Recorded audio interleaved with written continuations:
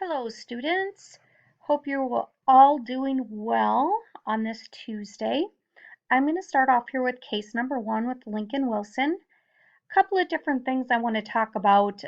With this patient here, he was born with a bilateral hydrocele, and with that, it was reducible with the hernia, both sides. A couple of things to remember. With this patient, he had a bilateral hernia repair with the hydrocelectomy. Okay, so let's go ahead and dig right into that first diagnosis. Now, when I looked this up, I know a lot of you use the encoder. This is my advice to those that dig right into that encoder. That's fine. If you start getting used to it, I personally still like to use my electronic coding book. So even with this one, let's go ahead. I am just going to go ahead and type in. Okay, so we have hydrocele, and if I go right to congenital, P8 3.5. One thing I do a lot of times, I'll write that code down. That way it will go into when I figure out the APC, and I have the code there ready, ready to plug right in. Okay, let's look at the second code here. So we have two, but our primary was definitely going to be congenital. We also have bilateral hernia without obstruction or gangrene, and this one is specified, let me pull it over here, as recurrent. So that's huge there. With our, let's go down here, we have CPT code assignment. We have 49500. Keep in mind, I just asked for the CPT code here, not the modifier. Now the modifier down here is 50. And then I'm going to plug all this in, and then we are going to go ahead and look at the APC and look at the dollar amount. All right, I went ahead and plugged everything in. It just makes things go a little bit quicker. So we have our primary diagnosis, which I talked about, congenital. We also have the bilateral hernia. Let's go ahead and look at our procedure code, which is 49500. Now we need the 50 modifier, so I'm going to go ahead, add modifier. You right click it, and I'm going to go ahead and put bilateral, add, and hit OK. Couple of different things that I did see. A few students had 59 or 49520. Keep in mind this code is for somebody who is over 5 years old, so this code did not work. So let's go ahead here, and we're looking at total reimbursement. It's $3,268.48. I know this is 2019.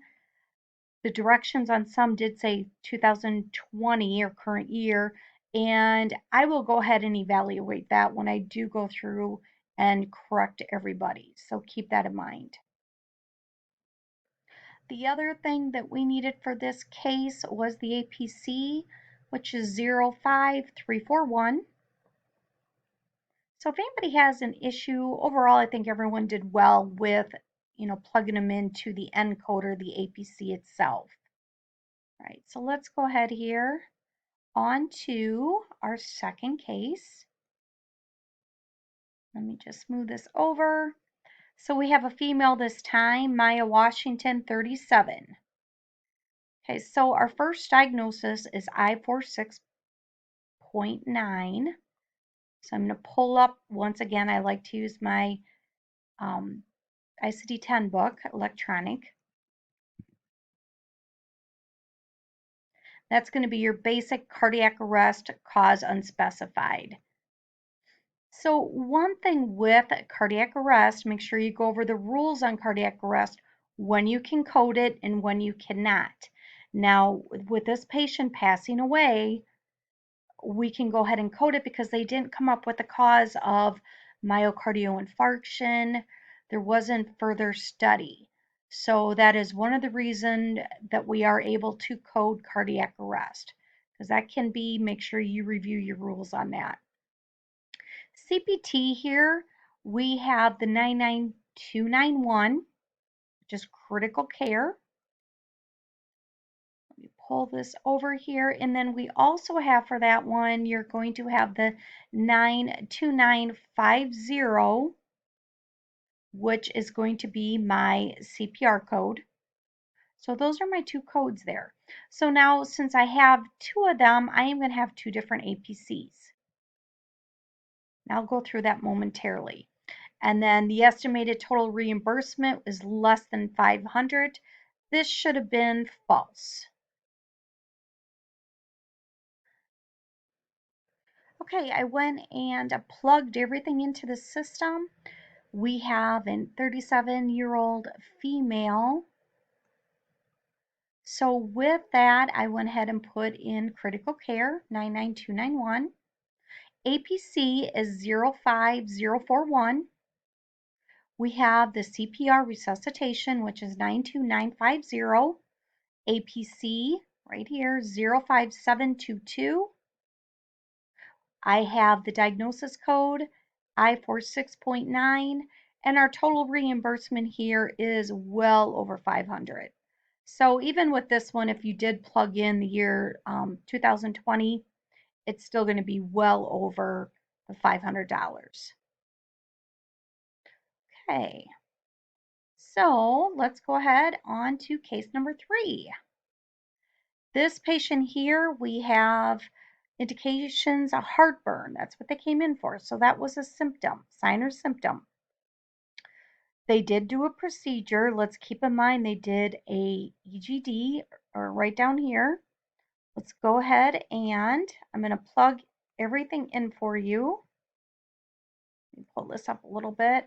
So our correct answers here for our diagnosis, we do have two of them here. We have the K21.9 and K29.60. So with that, let's go up here and then we're going to talk about the 43239, and then I'll go over the APC reimbursement. Okay, so with this, let's go over a few things here. We have 43239, and then I have my two diagnosis codes. My total reimbursement is $844.54. APC 05301. Couple of different things. Let me bring up. Okay, so let's just look at these codes, that I noticed with a few students. It should be K21.9 and K29.60. The second diagnosis, it shouldn't be the 6-1, it should be without the bleeding. Okay, now let's talk about the procedure itself. If you coded 43235, that does not include the biopsy. 43202 is just, it doesn't do the EGD because it was complete. So a couple of different things. That's why we do need the 43239. So if anybody has any questions on that, let me know. All right, case number 4. We have a 5-year-old male. Same day again. This patient is coming for lymphoblastic leukemia. He did have a fever. And since his last chemotherapy treatment, which was his first, I should say it's been 9 days since that. So we have, let's look at this, a comprehensive history. It goes through the exam, which is a comprehensive exam. Final diagnosis, we have not in remission, infected Hickman catheter. We have the medical decision making is at moderate level. So our first diagnosis here is going to be the C91.00. Then we go to, that is going to be our cancer code. Now our second two codes here is going to be the T82 7XXA. We need again, the activity code here. If you had the R50.9, it's the fever, and that's a symptom of leukemia. Therefore, we don't code it. Remember, it's integral to that. E&M should be 99284. Our APC is 05024. Our estimated total reimbursement is $399.63. And I will look at everybody's estimated reimbursement on that one and double check. If you did put 20, I'll check that out. So just with a few students, I did notice we had a comprehensive history. A comprehensive exam in medical decision making is moderate. We need all three key components. You can downcode, but I can never upcode. 99284 has all three key components. My decision making did not take me to that level. It did not take me to a 99285. Okay, so keep that in mind. My decision making was at a 99284. So it met 99284 met all three key components. 99285 only met 2 out of the 3, so I cannot upcode. So if you need further explanation on that, just let me know. Okay, let's go to case number 5. This patient here, Lois Harris, age 69. Let's go through here. When you read through it, we have shortness of breath, weakness, cough, chronic presentation for Lois. She does note her shortness of breath has increased. The patient is already on oxygen. So with that increasing, it is going to give me the expiration. So keep that in mind. So let's go ahead and look at our diagnosis. We have J44.9. I'm going to pull up my code book. So we have J44 point, chronic obstructive disease. I'm sorry, it's 0.1. Whoopsie. So we have chronic obstructive pulmonary disease with acute expiration. And again, this should be 2 or J44.1. And the reason being is, as I stated before, is because right here, shortness of breath has increased.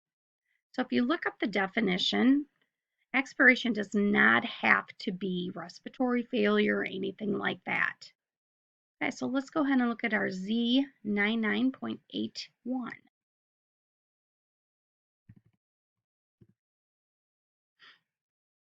Dependence on supplemental oxygen.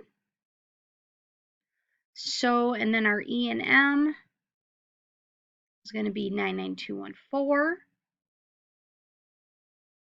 So with this one, if anybody has any questions, please let me know.